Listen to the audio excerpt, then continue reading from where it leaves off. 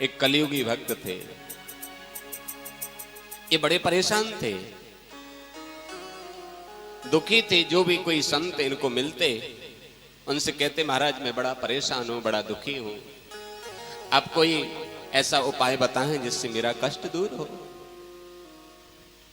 इन्होंने कहा भैया ऐसा करो, तुम भगवान शंकर की स्तुति करो।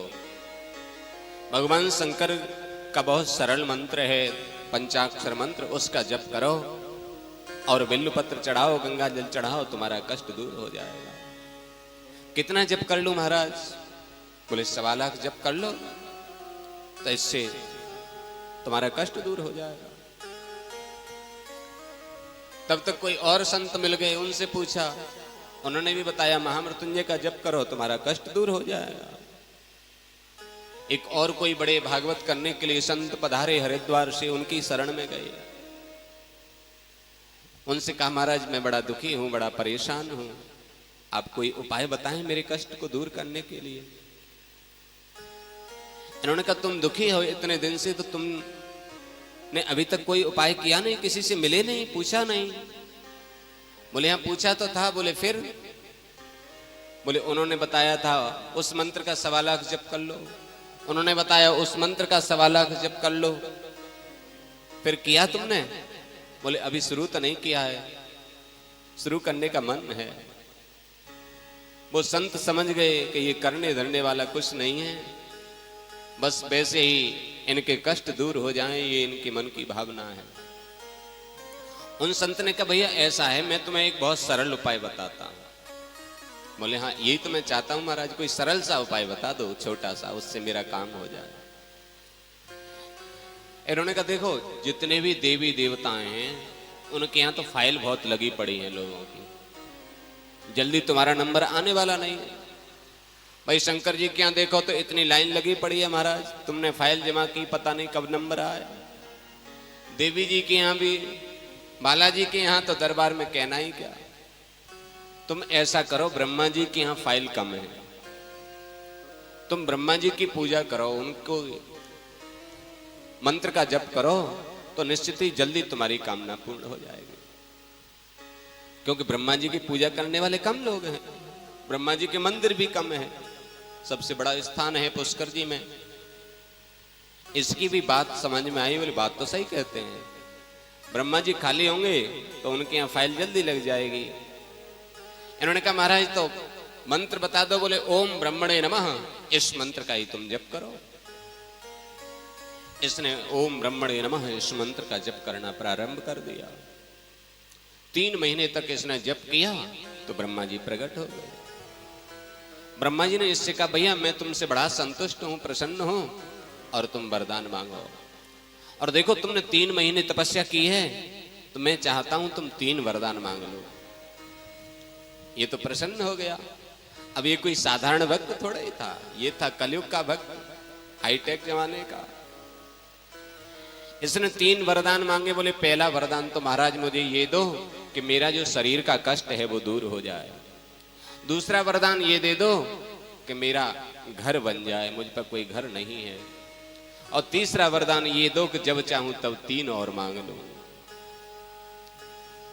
ब्रह्मा जी ने कहा तथास्तु।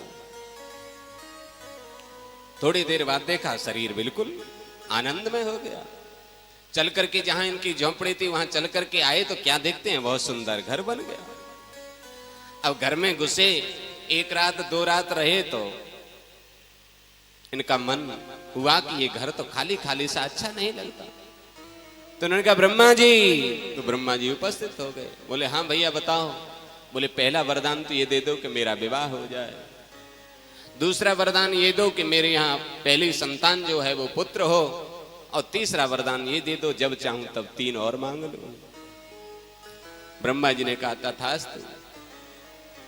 कुछ समय व्यतीत हुआ, इसका विवाह हो गया, बेटा भी हो गया, सानंद रहने लगा।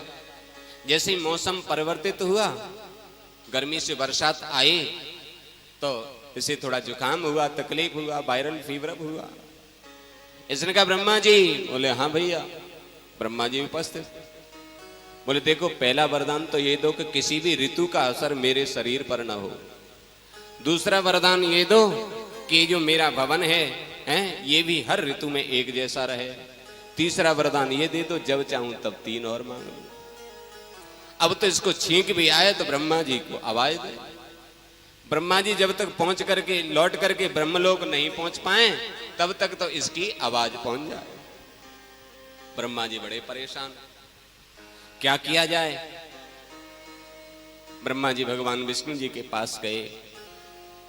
विष्णु जी से कहा, भगवान बड़ी परेशानी है आजकल। क्या बात है ब्रह्मा जी, तुम तो बहुत थके हारे से लगे हो, क्या बात है। बोले हारे थके क्या, आजकल तो विश्राम ही नहीं हो पा रहा बिल्कुल। क्यों? बोले कलियुगी भक्त से पाला पड़ा हुआ है, विश्राम करने ही नहीं देता। जब तक लौट के ब्रह्मलोक आते हैं तब तक तो आवाज लग जाती है। विष्णु जी ने कहा, ब्रह्मा जी ये कलियुगी भक्त हैं, इनसे बड़ा सावधानी से बातचीत किया करो। ये पिलपिला अमरूद भी चढ़ाएंगे ना तो समझ लो कोई ना कोई कारण होगा, अकारण उसे भी चढ़ाने वाले नहीं है। ब्रह्मा जी ने कहा, आगे तो मैं ध्यान रखूंगा, किंतु इस बार तो कैसे भी मुक्ति दिलाओ। भगवान विष्णु ने सरस्वती जी को प्रेरणा दी। सरस्वती इसकी बुद्धि पर आकर के विराजमान हुई। इस भक्त ने कहा, ब्रह्मा जी पहला वरदान तो मुझे ये दो कि मेरा मन भगवान के भजन में लग जाए। दूसरा वरदान ये दो कि आवागमन का जो चक्कर है ये नष्ट हो जाए। और तीसरा वरदान मुझे ये दे दो कि मेरी मुक्ति हो जाए। भगवान ने कहा, भैया मुक्ति ले चाहे भुक्ति ले, किसी प्रकार मेरा पीछा तो छोड़। आज ब्रह्मा जी तथास्तु कह करके तुरंत लौट करके गए।